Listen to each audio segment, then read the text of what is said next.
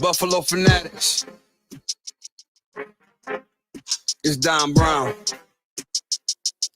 Yeah, I'm a fanatic. I'm a Buffalo fanatic. Play good, be humble.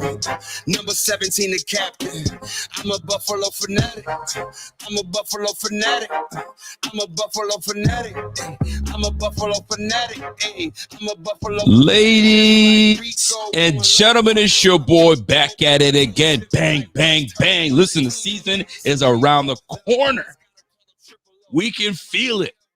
It's in the air. Stuff is in the air right now. And it's like perfect timing just to get fan bases fired up, just to get you fired up, me fired up, the whole team fired up. I don't know if you guys are not fired up. Y'all should be. Oh, baby. You got me sounding like my man Z-By. Oh, baby. Listen, man, I'm excited. You know, every season before the season starts, like the season ends and we're like, oh man, the season just ended. What are we gonna do? And then we look forward to the draft. Then we look forward to free agency, blase, right? And then there's that lull where everybody goes on and gets that rest. And we're like, man, this season can't get here soon enough. Now that we're like days away from the season starting, it's like, yo, I'm not prepared. I feel like I'm not prepared, but at the same time, I am. So y'all already know, man. Me and Z-Bar went through with it last week when we were talking about like theme music, right? Sunday Night Football, Monday Night Football. Yo, once that music gets queued up, it's over with. You back in the business, man. Week 1 is actually probably, I think, would you say week 1 is probably the most exciting part of football, right? To just get it started. Week 1, that first kickoff, and we're off, right? You always hear that, and we're off. The 2024 season is under wraps and underway, right? Yo, I'm pumped up. But before we can get into, the Cardinals, and we're going to obviously get into the Cardinals and the Bills preview, but we'll get more into that later this week when I'm with my man Z-Bot. But folks, Stefon Diggs is at it again. He's at it again, man. Golly, bruh. I get it. You got it. You're answering questions honestly. You're answering questions honestly, but we've heard these answers before. But here we go again, listening to Stefon Diggs go at it. Listen, and I'm a fan of Stefon Diggs. I mean, if we're going to sit here and say we hate the guy because he's not on the squad anymore, and if you're not on the Bills, you're dead to me. I get that crowd. I get it. But like, you got to know the player. You got to know the type of person he is, the passion he brings to the squad and stuff. But then there's the antics that come along with it that we get tired of, and we got tired of. And here he goes again. This brother don't stop.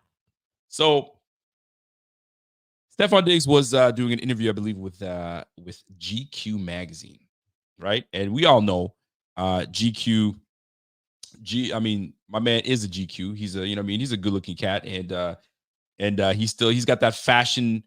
He's the fashionista. You know what I mean? He's got that fashion behind him, and once football's done, I'm sure he's going to get into some runway stuff and some fashion stuff because that's what he's doing currently right now in the off season, right? So he caught up to GQ magazine, and I believe it's GQ magazine. Don't quote me; I'll find out. And I guess they got to asking the brother some questions, and questions he answered.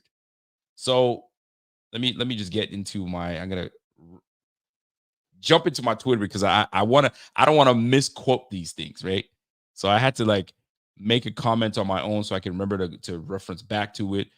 But just a quick poll that we're gonna just take with each other. Are we sick and tired of hearing Diggs just keep yapping away? Because it does get tiresome. So let's get into some of the sound bites I don't want to say sound bites, I guess written bites, if you will. Let's get into some of the stuff that my man Diggs was talking about, right? So let me share my screen quick so we can get right to it. And I'll have you know, I'm still a big fan of Diggs. I'm gonna be rooting for him because I'm a fan of the player. I love his game. But it's very fair to say that he fell off in the later end of the season. That's a fact. There's nothing that we can say, oh well, no, there's no nothing. The numbers are the numbers, right? The market is the market, the numbers are the numbers, right? So let's talk about my guy Diggs for a quick second here, right? So Diggs was asked about before he was traded, right? And he had this to say. He says, none of the teams, and I'm going to get the full quote because this one's a wild quote. That's what stuck to me, right? But none of the teams that wanted to get rid of me, none of those teams wanted to get rid of me, he says. Things had to shake because I kind of wanted them to shake. Bro, that's a quote right there. Things had to shake because I wanted them to shake. So it wasn't a matter of Minnesota, wanted to move on from you, because I'm sure Minnesota didn't want to move on for you. He said it himself. They didn't want to move on from me, but I was starting to realize things weren't good for me. So for me, I had to make things shake. So how do you make things shake? You got to shake things from inside the locker room a little bit. You got to shake things from your phone. You got to shake things from making comments and saying things and reacting to things, right? So that's how you shake. So then you shake enough, right? Things start to topple. You start to, you know what I mean? You start to shake a tabletop. You know what I'm saying? A little nudge. I mean, you disturb the table a little bit, but you shake that table enough, there goes there goes the utensils, there goes the cup, there goes everything, right? So my man started to shake. He shook his ass out of Minnesota. Brandon B was like, all right, bet. I got you. Come to Buffalo. He has the best 4 years of his career in Buffalo. But yet, he said his mental state, I mean, I'm paraphrasing here, but he was not in the best mental state this last year with Buffalo. So we'll get back into this whole shake business because I'm not feeling that. So then he was asked about meeting 4,000 yards to move into the Hall of Fame territory, right? For running backs, I believe 12,000 yards is like that benchmark. You gotta hit that benchmark. For, I guess, receivers, what is it? 14,000 yards kind of gets you into that conversation, give or take. But anyway, he says that he pays real close attention. It's not a game to him. He said this stuff is not a game to him. And when you start, I mean, I'm sure every player looks at the numbers. I'm sure they do. And I'm not going to question if he loves the game, because that's not about it. That's not about if you love the game or not. But ask me if Barry Sanders paid attention to the numbers. Barry Sanders not paid attention to numbers. He just played the ball. He played the game. And when he felt he was done, he was like, I'm out. And some folks say he could have played way longer. Right? And I bring this up. I bring this up because he's close to being in that conversation. And if he does well, he will. The Texans, on the other hand, and we're going to get into the Texans a little bit, but the Texans kind of are like, you need to show me. You need to prove to me that you're still the Diggs that we think you could be. But we're not tying our cares to your horse just yet. We're just going to softly, rope it around your neck for a little bit or around your chest, and we'll see how far you can take us. If we feel like you are ready to roll and die for this squad and you're long term, we could talk about that. But right now, he ain't on a long term. He's on pretty much a 1-year deal, right? So 4,000 yards. I mean, listen, I root for the guy. I actually like the player. When he's on the field, I love his passion, all that good stuff, bro. But there's the other stuff that comes with it. But that's what he plays a lot of close attention. I mean, that's really neither here nor there, right? Stefon Diggs on the dip in production during last season. That's the one. What, you thought I forgot how to play football? Some might say you did, bro. Some might say you did. Some might say week 10, after week 10, you kind of did forget. Or did you just lose your passion? Did you just kind of give in? Did you just say, you know what, F it? If this is how they want to roll with this, then you're going to get half my effort? I don't know. But we got full effort from you from week 1 to 10. The numbers prove it. And then all from Denver down, it was tragic. It wasn't where we needed Stefon Diggs to be for this unit. Tell me I'm lying. Once that Denver game hit, bro, it was kind of, mediocre at best. Your best performance came in that Eagles game.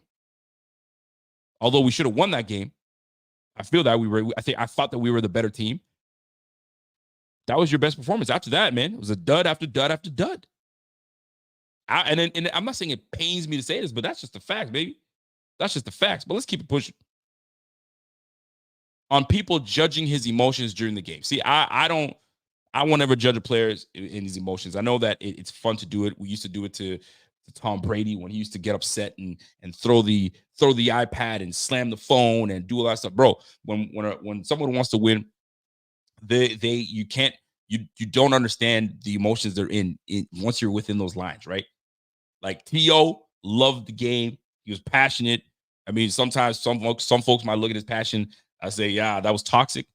But I don't judge people's ways that they do things, because I mean, whatever gets you in the game to perform and do what you got to do what you got to do. But he's not wrong. Every year you train all year round, 17 games. You put the blood, the sweat, and all that stuff. So don't tell me how I'm supposed to react if I put the work in the off season and I'm displaying my emotions on my sleeves for everybody to see. Everybody deals with things different. There's some people that just don't yell. They don't say nothing. Andre Johnson, I'm sure he had a lot of passion, but you didn't hear him go rah rah. He just did it differently. I mean, he let his emotions speak when he took Cortland Finnegan and put the beats on my man's. And he even called it too. Yo, coach, I know I'm gonna get a penalty for this, but watch this. If you guys don't know, go watch Shannon Sharp and Ocho when they were interviewing Andre Johnson. But that's a whole nother ballgame. All right. So judging his emotions, I mean, some people might say, well, listen, I didn't like when he was doing all of this to the franchise quarterback. Now, a lot of people can interpret what this meant. It could be like, what are you doing? Do you want to win this game?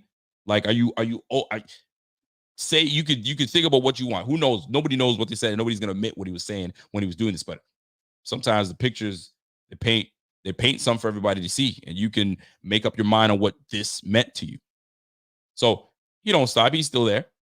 So Stefon, on being a competitor, he says, I don't know one star in any sport that doesn't want the ball. And that's facts.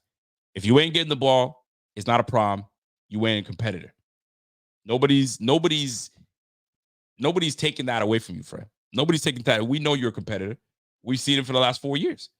We just want to know, where was the competitor from weeks 11 on? Where was the competitor? You know what I'm saying? And I'm trying to be as unbiased as possible because I love Stefon Diggs. But you got to call a spade, right? Where was that competitor when we needed your ass against the Kansas City Chiefs? Where was that competitor when Josh Allen put that ball on the rope right off the bicep? I know that hurts. I know you wear that one because you're like, damn, I should have had that one. I get it. We're all competitive. I mean, these players are all competitors. I get that. And lastly, Stefon, the outside hate. Now, here's the big one. Because right now, people are getting sick of his nonsense. Let's be real. They're getting sick of his nonsense and him yapping away about his time at Buffalo. Some people kind of forgot about this brother, man. Yo, you're in Houston, man. Go do your thing in Houston, right? But he says, push me in a corner. I'm going to show you my best ish. I'm a person that enjoys being doubted. I enjoy proving people wrong. I think we all do, right? But also, I enjoy doing it for myself. Everything I say I am. I'm standing true to it. And every time I prove myself right, everybody disappears. I like when they get quiet. Ooh, wee. All right. So that's our guy, Stefon Diggs, man. So what say you on Steph and the chatter that he's doing? Are we here for it? Are we sick of it? Here's my take on Steph talking. Bro, you didn't need to do all that.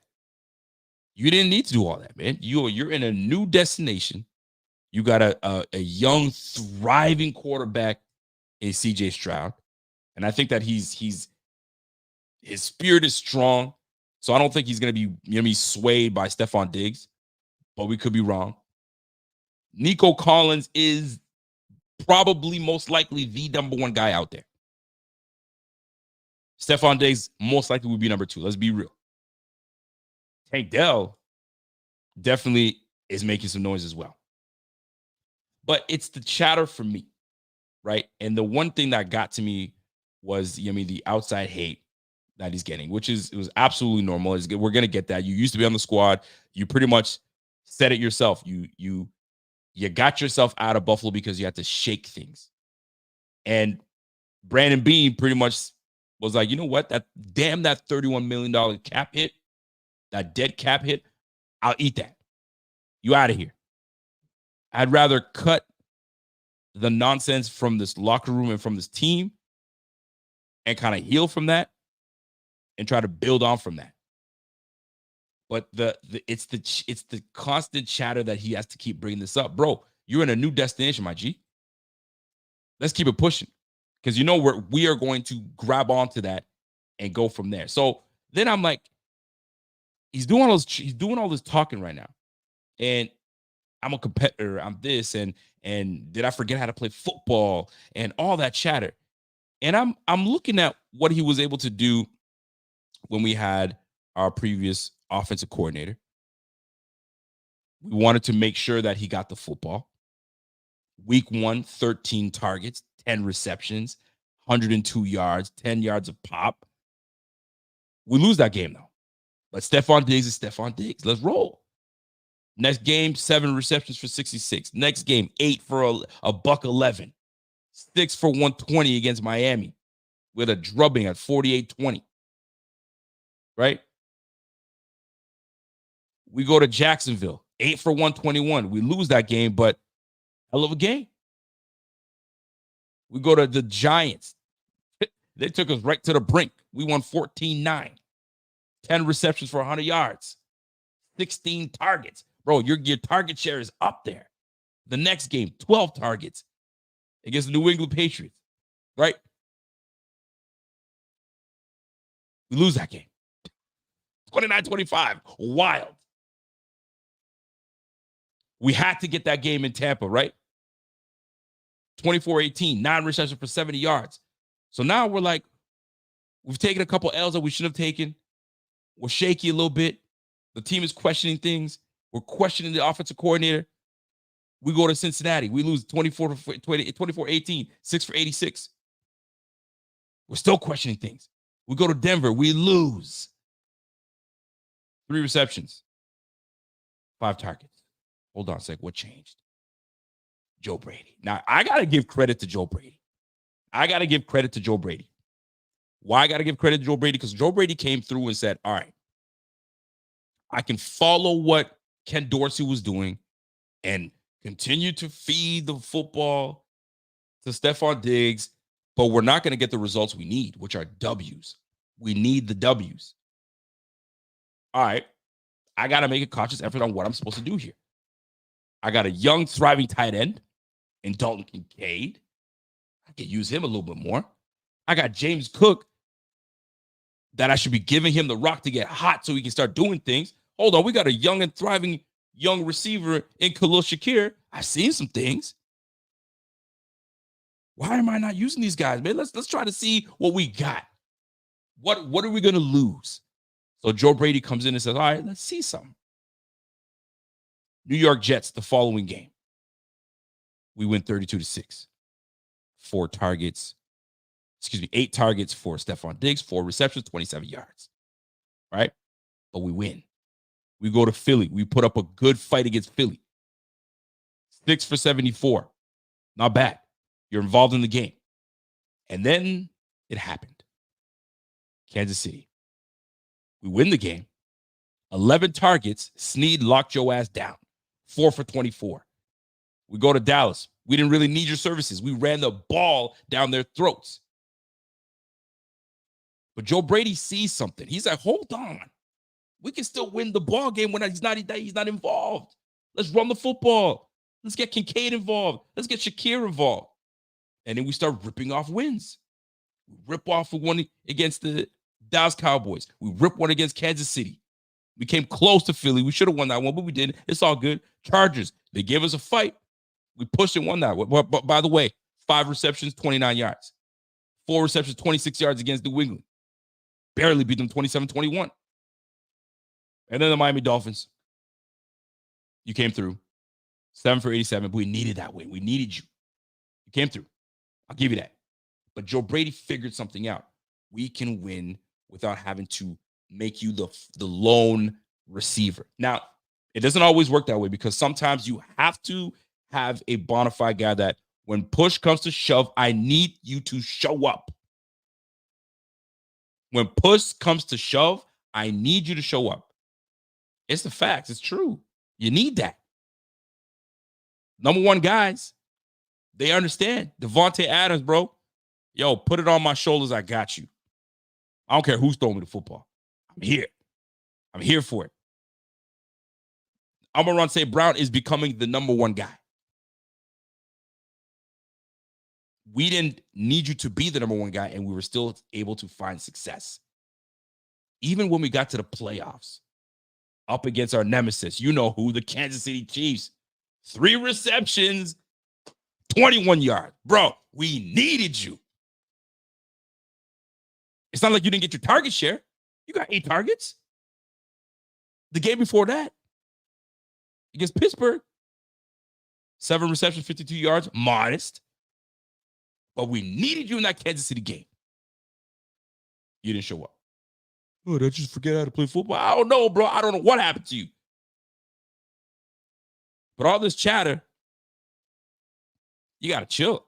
Because all they're going to do is just go back to that playoff, just bring up the playoffs. What have you done for me in the playoffs? That's what they're going to have to just bring up. They're going to bring that up. So what you going to tell me? What you going to tell me?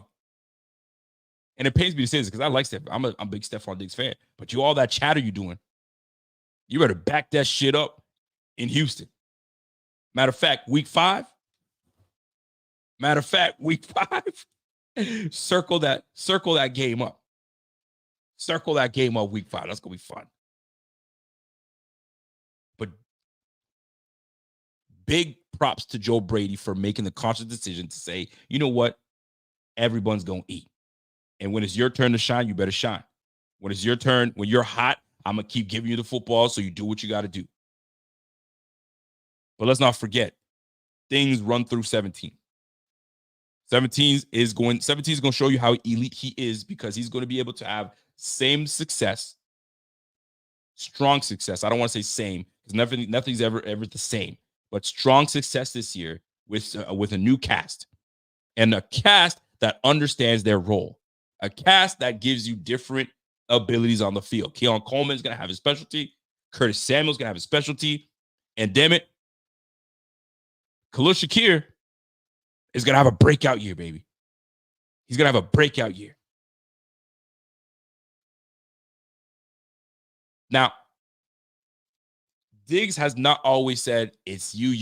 He has had his moments of saying, bro, I know I messed up. I know I could have been better here. I know I could have been here and there. But all this chatter getting tiresome, bro.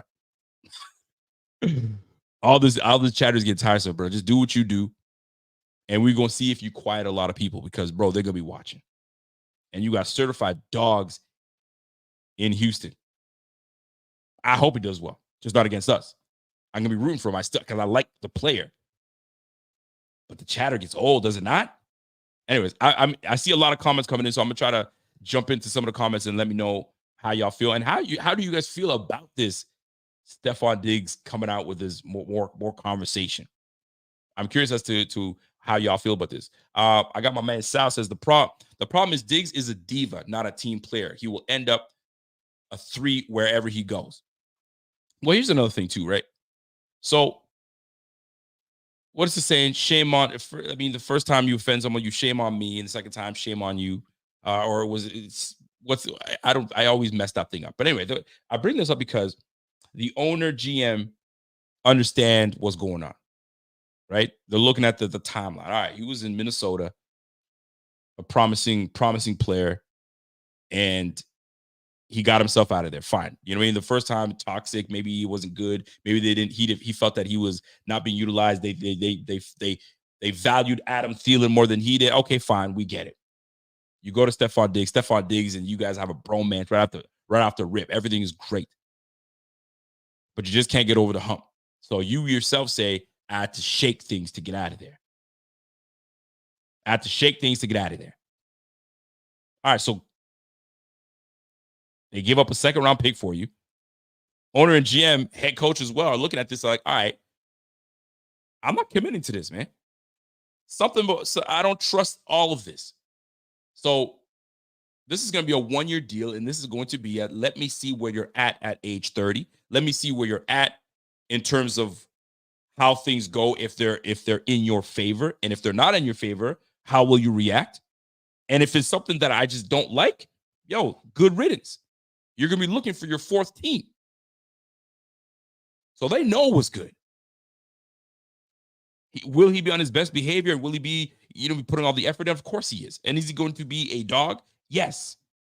But they're watching. And if it's too much and we start seeing signs and CJ's like, yeah, we good with Nico and we good with Tank. They're going to just say peace. Now, will that happen? Who knows? You got to let the season play out.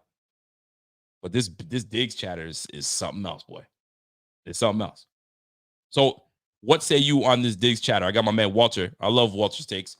Walter says, my point is the blame goes around, but people want to blame the second best player that was on the squad. Contrary to popular belief, it's fine to get contributions from others. It absolutely is. And that's exactly what Joe Brady said. Pretty much did. Didn't even say anything. He just did it. We're still going to make you a focus, but we're not going to make you the sole focus, because making you the sole focus hasn't really garnered the results we needed for this past year. You saw it. At one point, we had a 1%, less than a 1% chance to make the playoffs. And we had an elite quarterback. We had an elite receiver. I still think he's elite. He's in that elite ball club. And we were still just not getting the job done. Until Joe Brady had to say, all right, let me see what I got, which pretty much earned him the full-time gig as the OC. Randy Prokes. What's up, Randy? Diggs had chances to be him, I think that's what you're saying. To be ready, mentally checked out, as it was no longer just about him.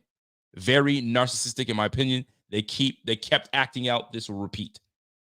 And it could. If things are going his way in Houston, you know what it's going to be. The first headline, it writes itself. Houston, we have a problem. And there's going to be a picture of Diggs, doing this, pointing, sitting down after a drop football. Who knows? I'm not speculating that, but it could be. I can totally see that. The headline, Houston, we have a problem. I'm sure it is queued up right now. They have it queued up. They might even save it for week 5. Let's be real. Chris Carboni, what's going on, Chris? Chris says, also, he decided to take himself out of the team mentally. He wasn't that guy mentally. He was a diva and didn't want the smoke. There was a few things that my man Pierre said. There were moments where there'd be crucial moments in the game, and you're looking on the field and you're like, where the heck is 14? There were moments I don't understand why, and I don't know what the reasons were, but there were some moments in the season where big moments where we needed him down the stretch, he wouldn't be on the field because he's on the sideline because he pulls himself out. Maybe preserving himself, I have no idea. But there were some moments. I bring that up just because it was just something that I remembered. I had to just bring that part up. Walter says, I feel like people are too lenient on the fact that Brady couldn't get our receiver one involved better and efficient. Blame Diggs if you will, but keep some of that energy with an offensive coordinator that couldn't get him involved. Well, I beg to differ with the couldn't get him involved part, because it's not like the target shares weren't there. The target. Let's just go to when they say that the decline was happening and when Joe Brady took over. Let's go to the New York Jets game. 8 targets, 11 targets the following game, 11 targets the game after that, right? Week 14, 5 targets. Week 15, 8 targets, 7 targets, 8 targets. It wasn't like they weren't giving the football to the point where they were even getting him screen plays. Stefon Diggs is not a screen guy, in my opinion. He don't have the explosiveness to be the catch and go and make a decision. That's not his game there. He's a great route runner. But to get him on a screen and go, there were multiple times I saw Joe Brady trying to get him involved by trying to get him involved in the receiver screen game. And that didn't quite work out. I mean, wasn't there a moment in the playoff game, and my memory is a little hazy, I'm getting a little older now, where they gave him a screen and he almost gave the football up, or did he fumble it? I can't recall. So like, it wasn't that Brady wasn't trying to get. Brady ain't stupid. He knows who's there. He knows 14, but he also knows he's got 10. He also knows he's got Kincaid. He's got number 4. He's got to get those boys involved. My man JK says Diggs living in Bill's heads rent free. Nah, he not. Trust me. We good. We good over here. But you talking about him. It's football, baby. We got to talk about everything. He's associated to the Bills. Got to talk about it. And once week 5 hits, we're going to be really talking about it. And that's real. Drew says, I'm pretty sure that was one of the first plays of the offense. It was. I think it was the first play. Receiver screen. And either he fumbled or he about, I can't remember what it was, but he nearly gave up the football right off the rip. I mean, shit happens. It's football. I'm not going to blame it for it. Target shares without context tells us nothing. Are you including the missed shots by Allen that we were complaining about weekly? What about the screen passes usage that increased when Brady used? What Brady used, I was just talking about that, right? There was some increased screen plays to Diggs, but there were also some moments that there were times where I was jumping out of my seat. This is why I don't hate on Diggs all the way, because I still love Diggs. Y'all know that. I was actually a defender of him, and y'all like, man, get that bum out of here. I was like, no, man, that boy's my guy, right? But there were moments that he was wide open downfield, and Josh just either didn't look his way or he just blatantly missed it. There was a connection issue between those two down the stretch, or actually, down the stretch for sure. Now, am I mad that Diggs is not on the squad? At first, I think we were all taken by it. We were all kind of like, whoa, did you see that coming? We were all thinking, oh, it's a dead cap. It's not going to happen. He's on the squad. Don't even stress about it. But we also knew there was too many things happening right now that this doesn't seem right. This don't seem right. And obviously the results came. They moved on from him. Clearly, Brandon Beane ain't no dummy. He saw what was up, and he was like, ain't no way. I got to keep my quarterback happy. I got to keep my franchise happy. I got to keep my Bills fan base happy.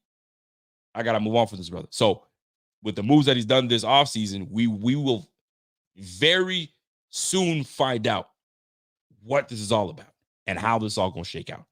But let me put a button in this whole Stefon Diggs thing. I'm a fan of the man. I root for him. I really will root for him as a player. I like Diggs the player. I like his story.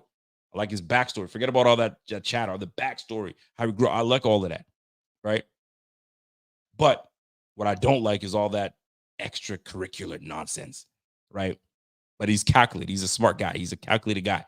He calculated his way out of Minnesota. He calculated his way out of Buffalo. And now you're on your third team. So we'll see how this all plays out. And you went to a wonderful scenario. A young and thriving quarterback, an up-and-coming head coach, a hot offensive coordinator. You got a bona fide number one receiver, Nico Collins, got paid like one. So the pressure is going to be off of you. You should thrive in Houston. You should. Just not week 5. We can't have that. We can't have that in week 5. Yo, Smidgy Digi says, yo, Diggs forced his way out of 2 teams. He's mentally checked out last year, and he didn't show up when we needed him the most. That's facts. When we needed him to show up, L'Jarius Sneed said, no, thank you. And guess what? Here's the funny part. L'Jarius Sneed is now in the AFC South. Plays for the Titans. He gets to face Diggs twice a year. Oh, I'm sure he's looking forward to that. So that'll be fun. That will be fun. But anyway, that's neither here nor there. I just want to get that off my chest about Diggs. I still love the man. I still do. I still root for the guy. I love the football player. I love football. And you can't deny a dude that can play. I love Devontae Adams too. I love the game. I love OBJ. I love all these guys, man. But it is what it is, man. I just hate that we have to send him to Houston. We could send him somewhere else, but not Houston. Golly. But we'll see. Your bold, hot fire take predictions for the Bills this season. Thoughts. P.S. Chiefs fans respect. What's up, man? Chiefs fans always showing love to Bills fans. I get it, man. Y'all secretly like us, man. Your bold, hot take prediction for the Bills this season. I don't got a bold, hot one. There really is not a bold, hot one. I don't have one.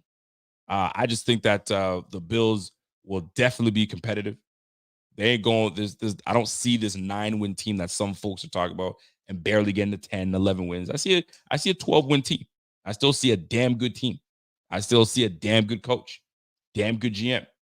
So I think we'll be all right, man. I think we'll be all right. Walter, as a replying to Scott Blake, so I'm supposed to disregard 3.5 seasons of great play for half a season of struggles, but it's fine to think a dude like Hollins that's older than Diggs will have a great year. Yo, Walter's fighting for his life in the chat right now.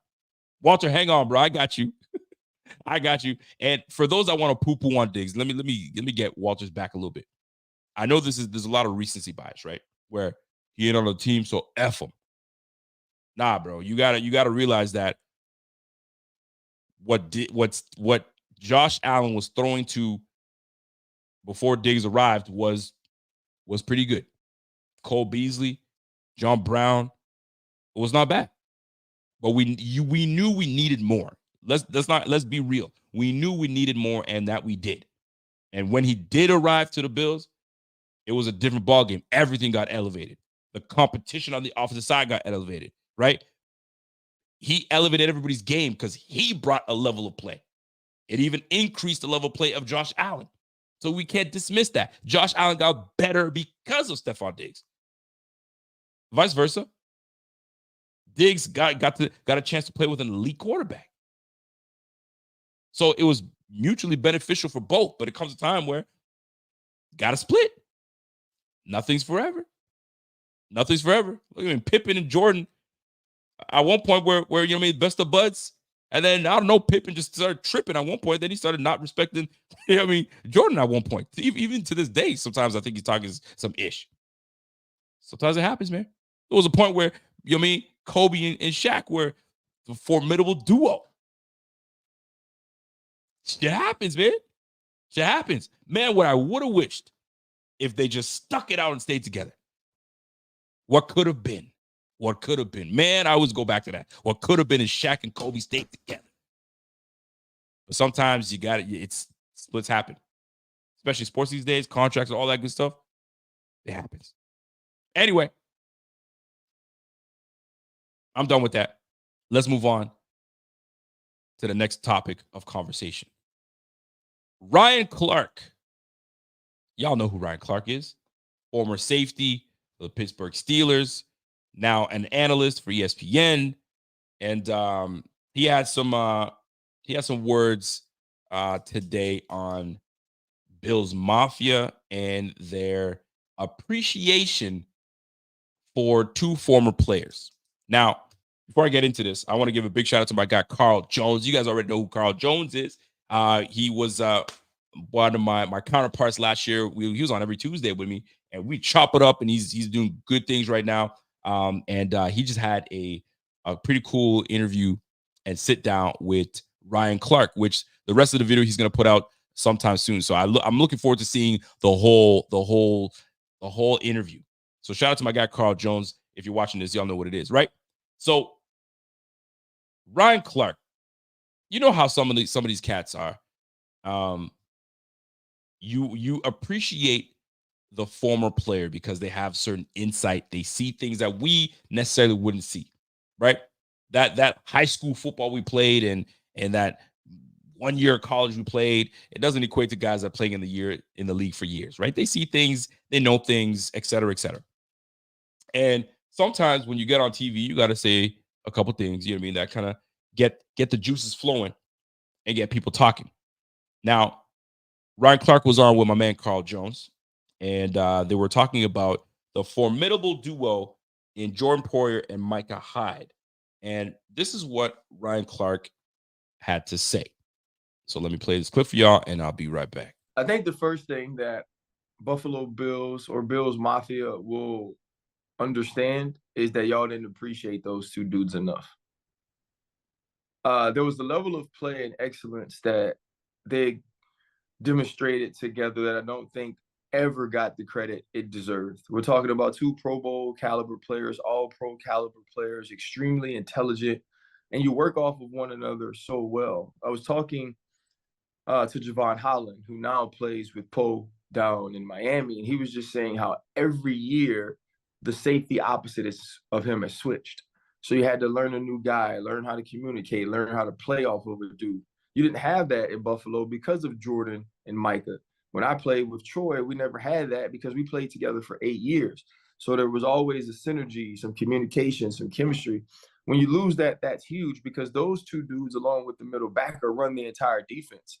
And then their playmaking ability. Micah was a ball hog. Micah understood how to play the deep part of the field. Jordan was the down safety that could move into the box, also play high. And so I think you're going to have a drop-off in play. But more than anything, you're going to have a drop-off in the way the defense was able to run efficiently. And that could be even bigger than the actual play of two very good, safeties that you guys have had for a long time. So that ruffled a couple feathers from Bills Mafia.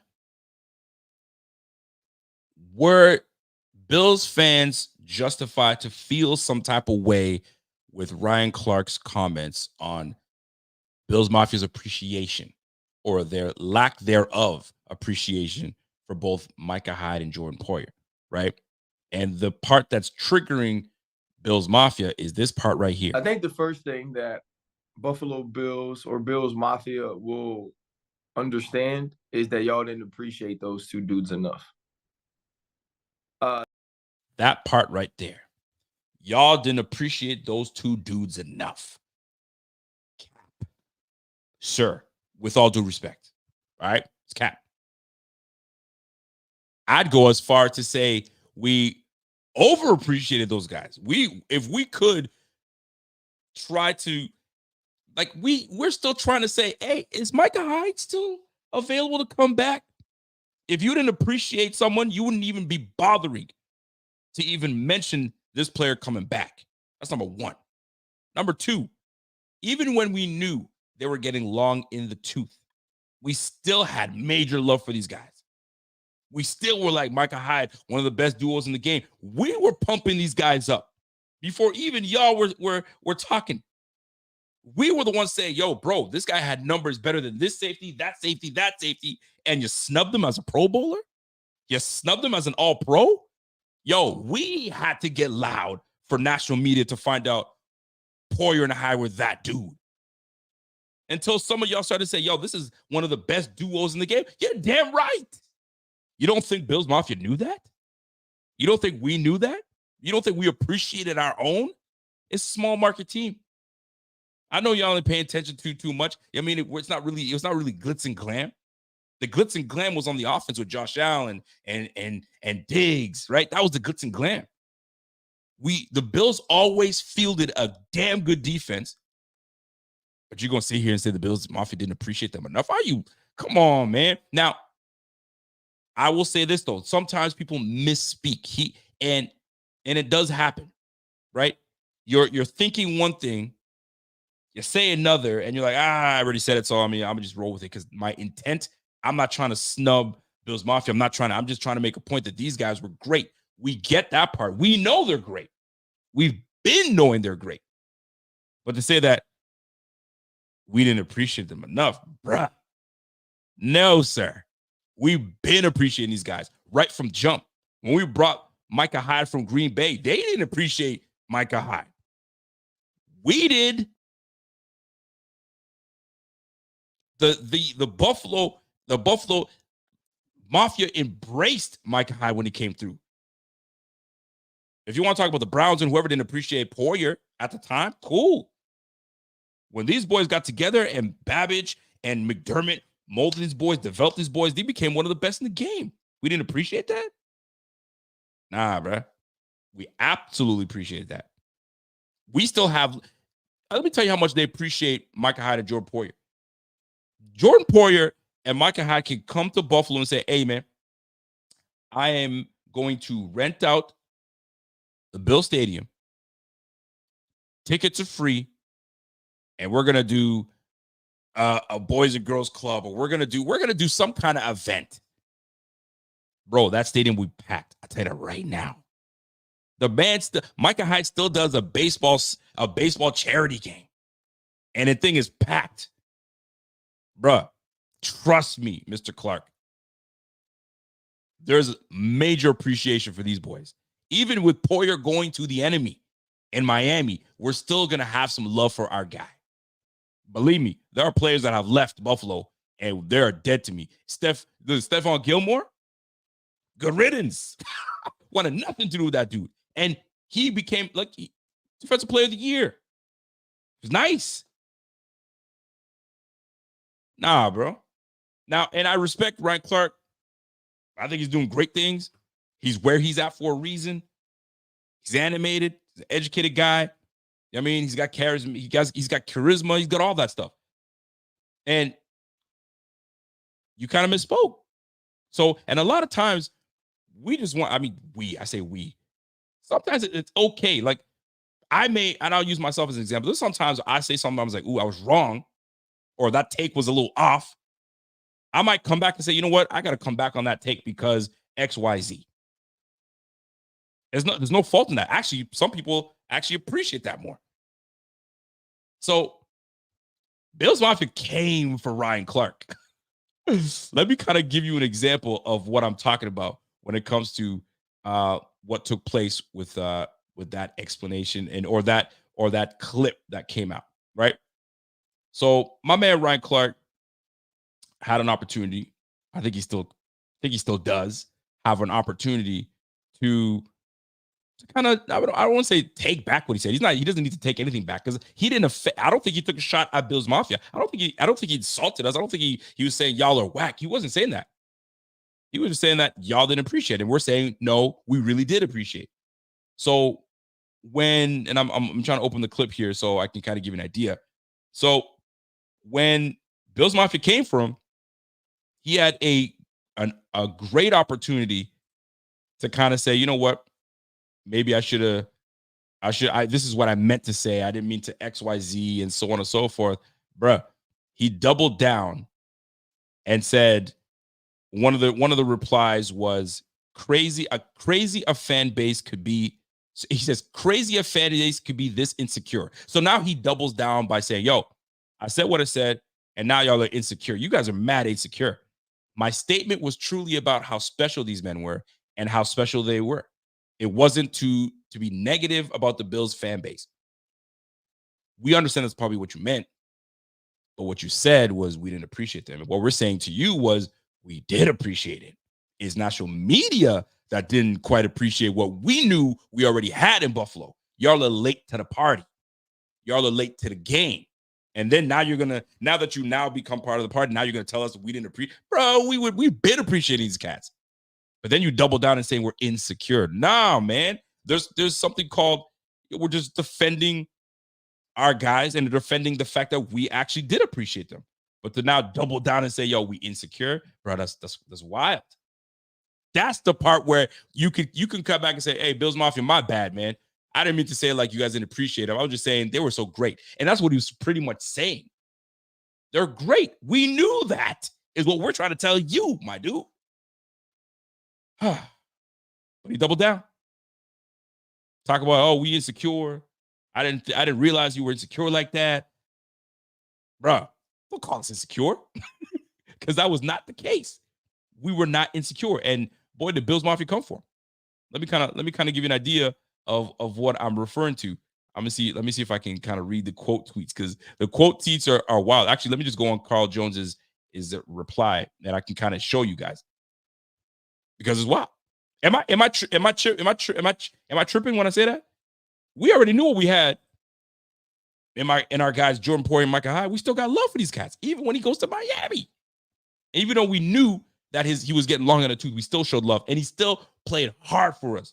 That's why I'm always gonna have love for Jordan Poyer. Ain't no hate coming from here. Even Del Reed decided to get in here. Del Reed was like, man, this is laughable. Poyer and Hyde were borderline worshipped here. He ain't lying. At the risk of sounding like a jerk, please don't speak on something you haven't spent the time looking into first. Golly. Del is pretty much saying exactly what a lot of Bills Mafia were saying. Oh, don't stop there, brother. Randall Silver says, I love Ron Clark, and he's one of my favorite analysts, but saying that Buffalo and our fans didn't appreciate Poyer and Hyde is just throwing out an assumption without doing the work. Buffalo gave them their opportunity to shine, and Bills Mafia appreciated every minute. That is big facts. That is big facts. Ain't no lie, man.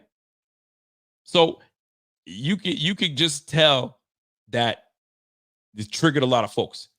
It triggered a lot of folks. I even jumped in there. I'm not gonna cap. That triggered me. That triggered me. It got me triggered. I jumped in real quick. I was like, hey, man, because I do respect Ryan Clark, and I respect these analysts that do this because it's not an easy gig. There's a lot of teams you got to know. There's a lot of players you got to know about. And I get it. You're paid handsomely to do the research and all that stuff. But sometimes you misspeak. It happens. So just, just stand on that. I came in and said, I respect Ryan Clark. But Bills Mafia understood from jump what we had in both Poyer and Hyde. We did. If we're real about it, the safety room that we have right now have people kind of saying, I don't know what we have, especially that we just found out that DeMar Hamlin is a starter. We'll get into that. So when 21 and 22 were back there, we didn't have a worry about the back end of that secondary. And I can tell you that right now. It allowed linebackers to play free. It allowed the defensive line to get after the quarterback. Because now the quarterback is saying, shoot, I can't go there because Micah Hyde said, I can't go there because Jordan Poyer. Man, all to say this.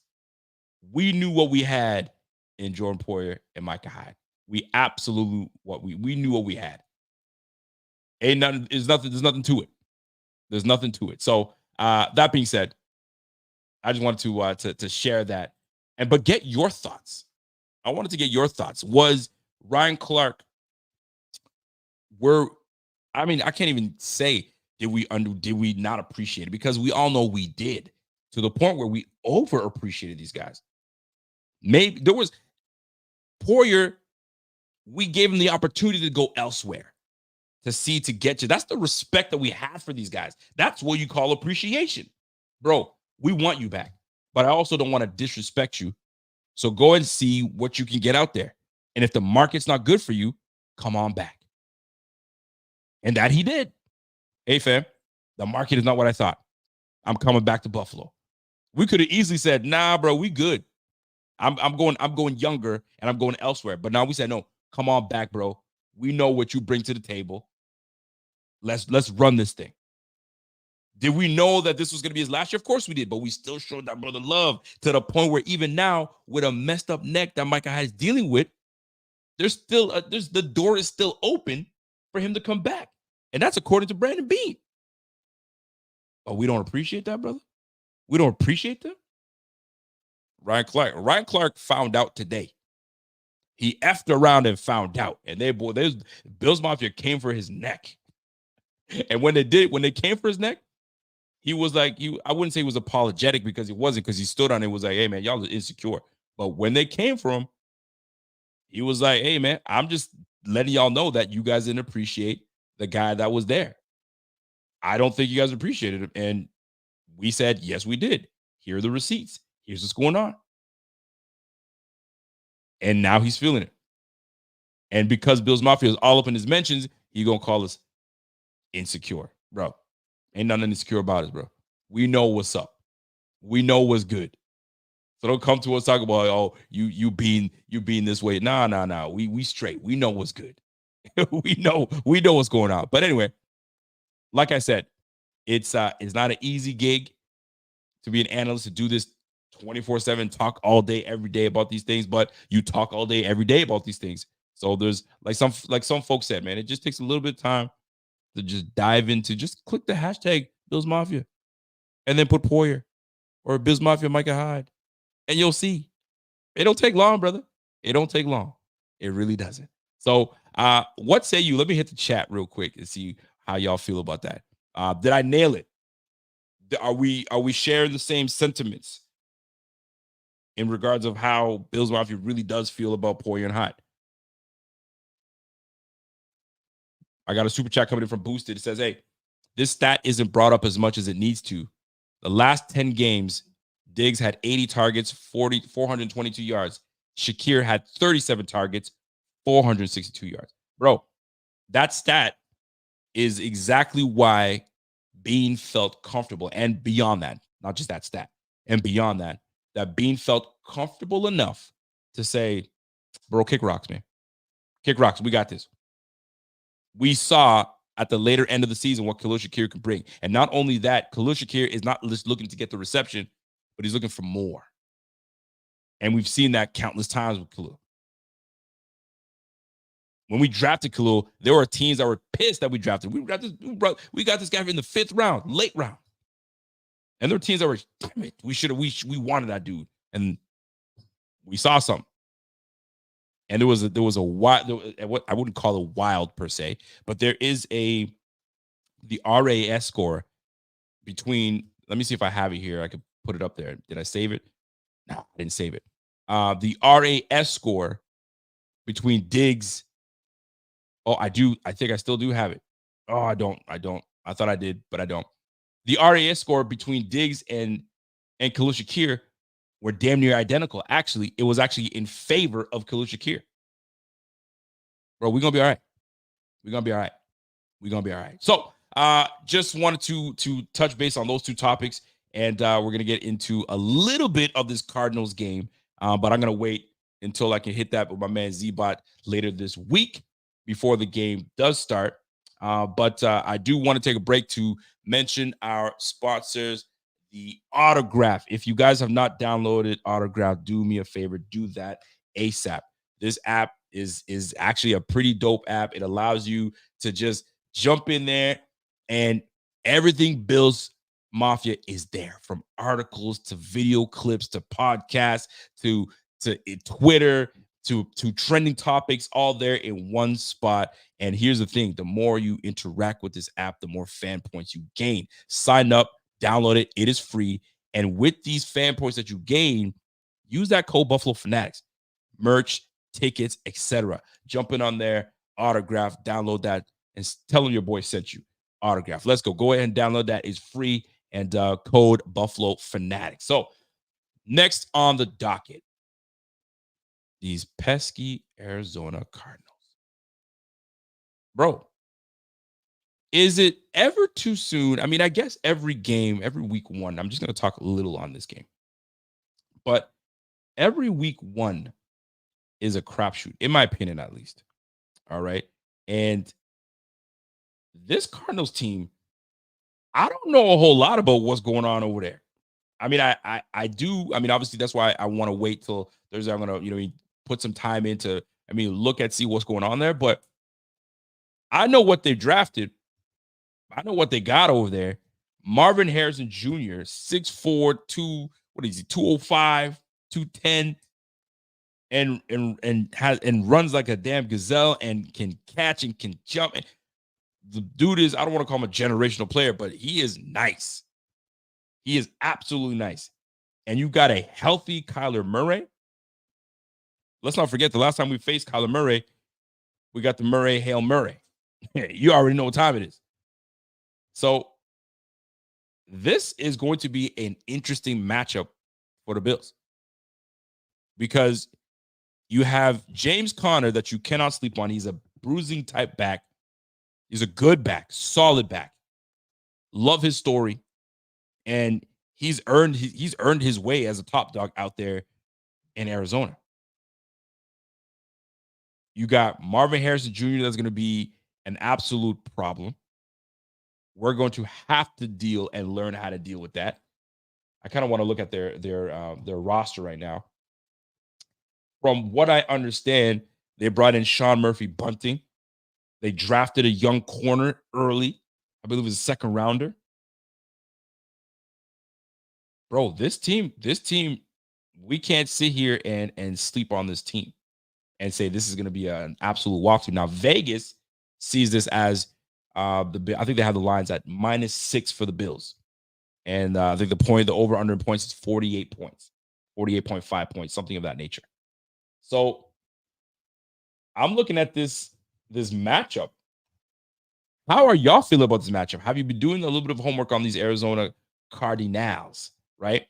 I'm curious as to how y'all feel about this. Hold on, let me just pull up this Cardinals roster to see what they're working with. This Cardinals depth chart, because I'm curious to see how this how we match up. Because the one thing that I was saying this offseason was, you got a bona fide star of a receiver in Marvin Harrison Jr. that can pretty much do it all. You got Kyler Murray that if you turn your back towards Kyler Murray, he will hurt you.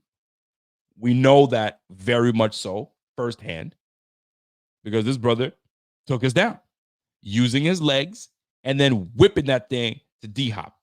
Pain. We know. We've been there multiple times. But Marvin Harrison Jr., they got out there. They got Michael Wilson. Yeah, they do have Michael Wilson. Michael Wilson's a good player. And Trey McBride.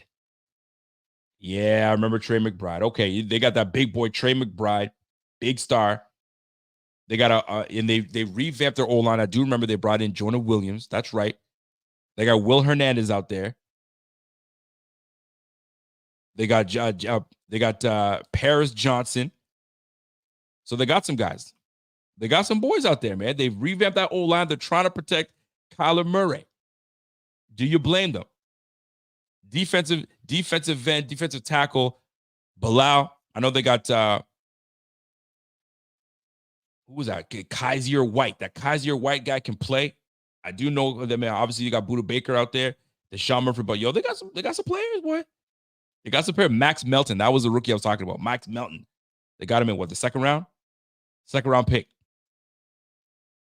All right. We're gonna see. I mean, I don't want to talk too much on these Cardinals because we're gonna do a lot more this coming up week on Friday, and then that game will start with pregame and all that stuff. Man, the season's around the corner.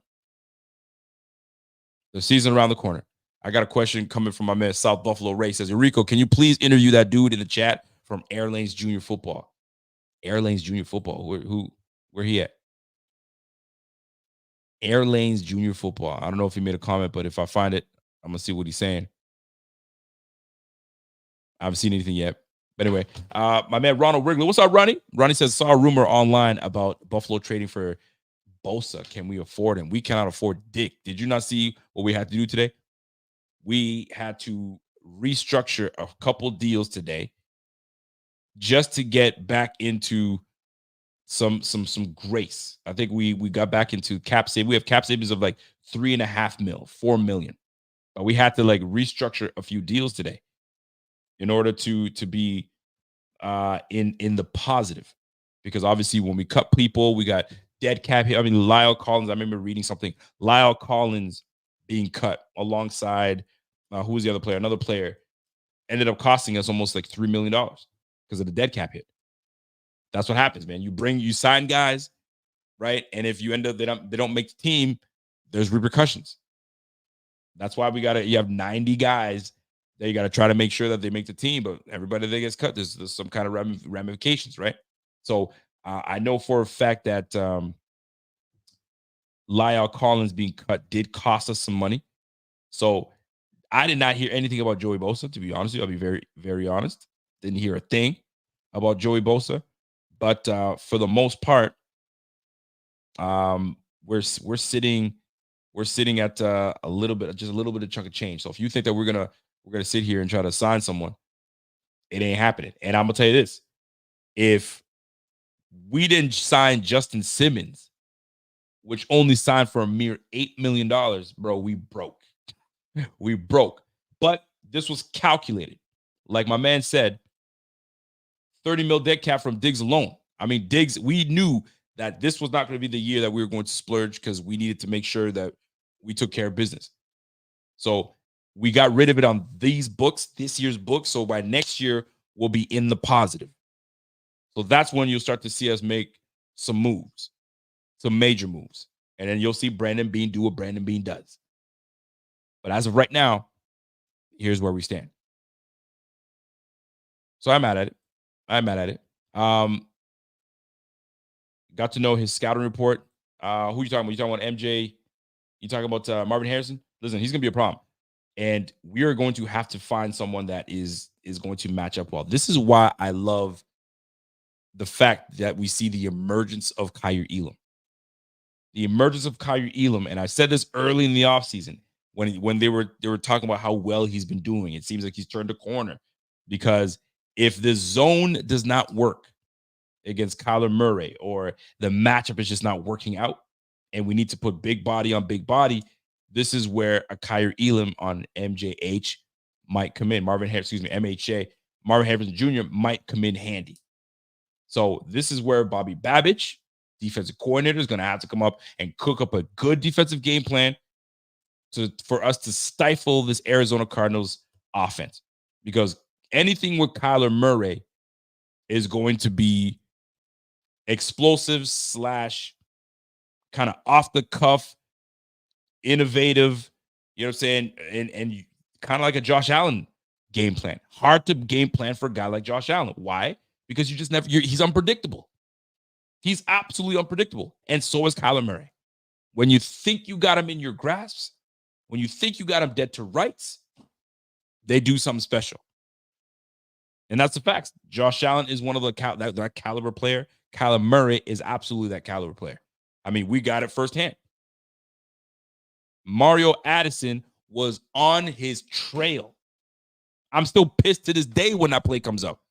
Mario Addison was absolutely on his trail. All he had to do was stay on his feet. In my opinion, stay on your feet, flush him out. But the fact that you dove for his legs and he got out of that, give him time.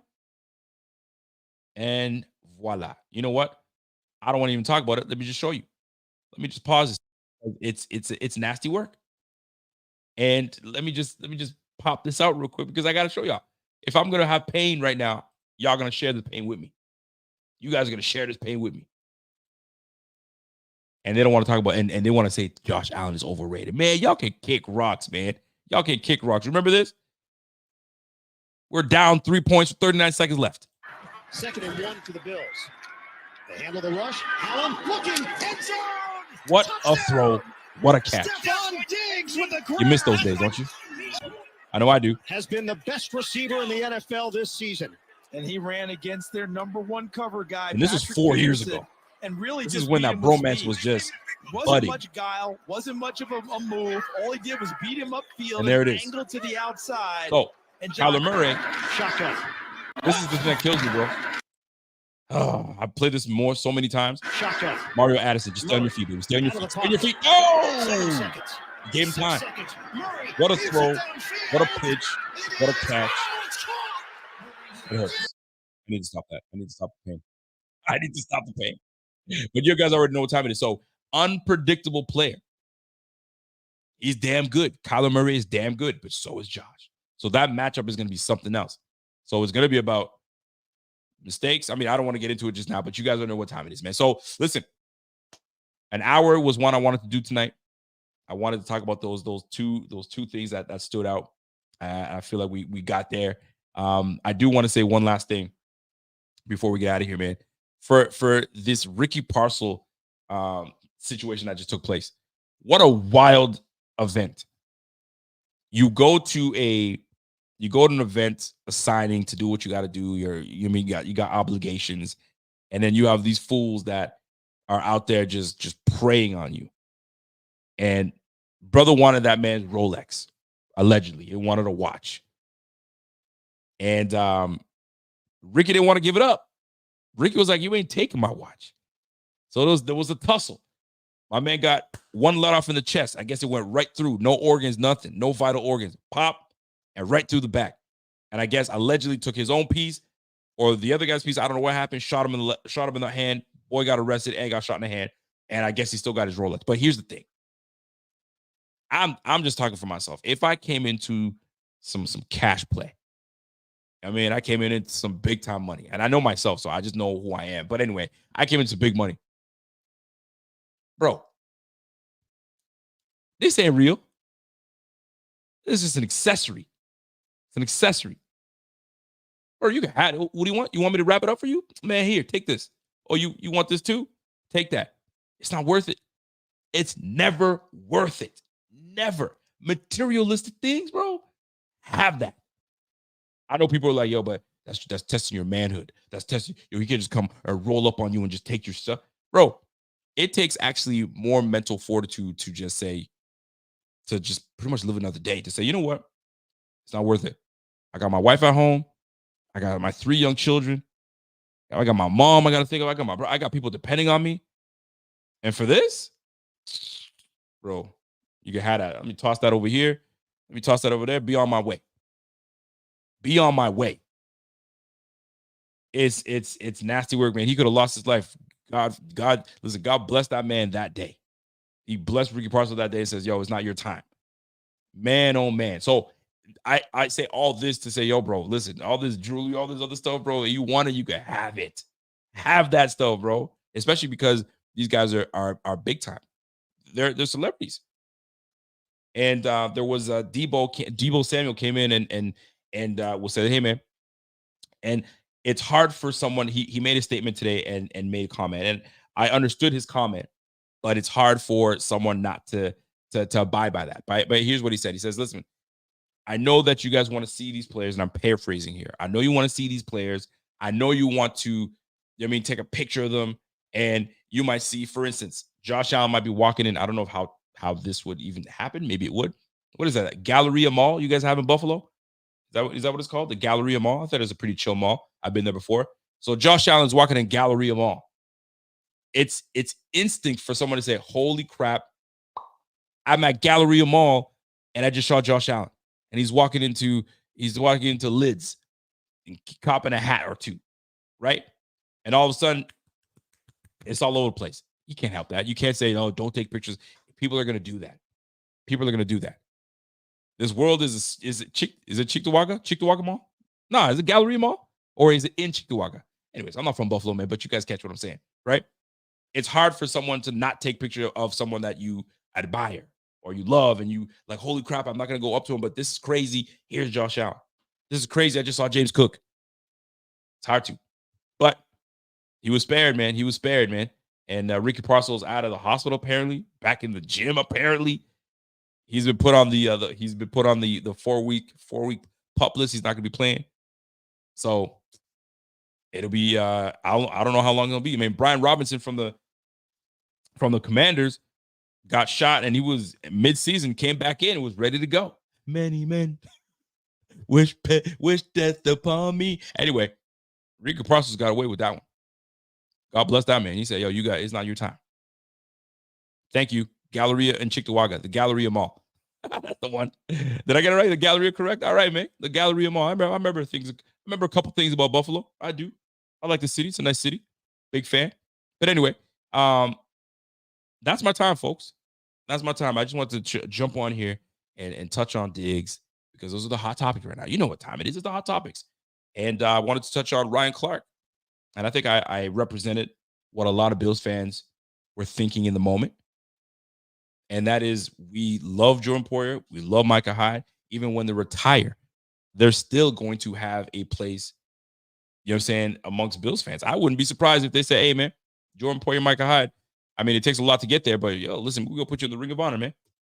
That's how much you meant to Buffalo. I mean, I don't know if they're going to do that, but I could totally see it happening. Totally see it happening. My man Randy Proke says, yo, that stuff is worth nothing. You're absolutely right, man. Lose your health, you will understand true loss and pain.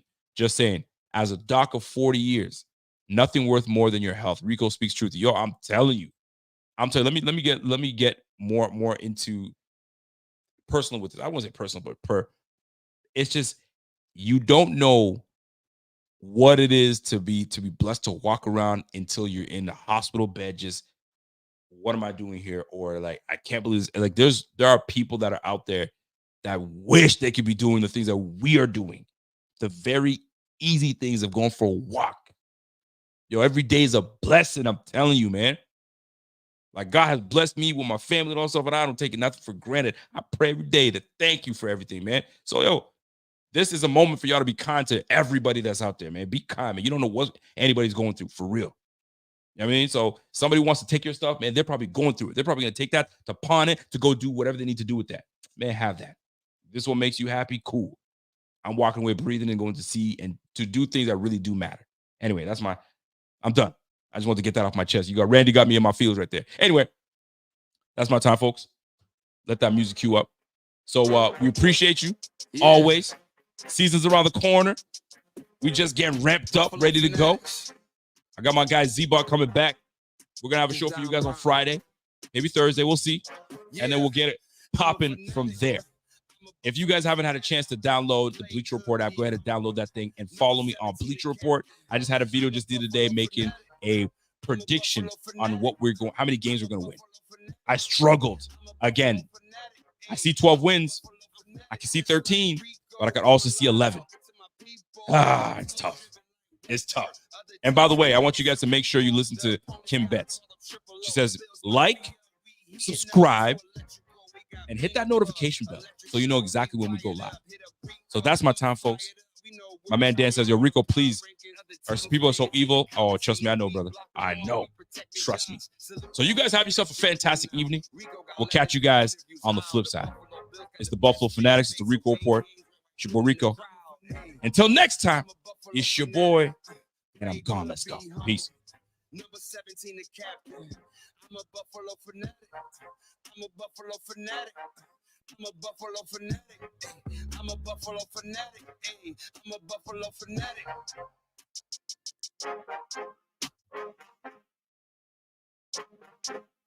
Yeah. Buffalo Fanatics. It's Don Brown. Yeah. I'm a fanatic. I'm a Buffalo fanatic. Play good, be humble. Number 17, the captain.